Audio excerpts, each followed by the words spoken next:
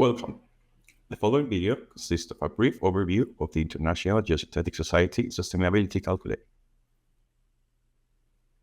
Sustainability can be understood as the proper management of resources to ensure the welfare and equity of current and future generations.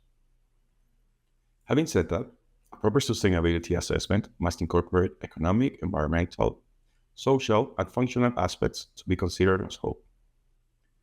For this, different integrated value models can be used, which allow for a quantitative assessment using a multi-criteria analysis. The IGS Sustainability Calculator begins with the assessment of environmental impacts using the Life Cycle Assessment, or LCA methodology. The LCA methodology consists on evaluating the environmental impact of a predefined life cycle inventory, which must include all relevant material, processes, and activities.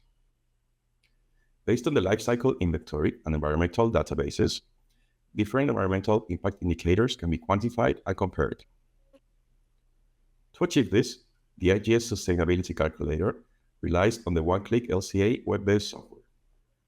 One-Click LCA is an environmental impact calculator with several tools and modules, and stands out due to the availability of product data with libraries such as EcoInvent and product-specific data in the form of verified environmental product declarations.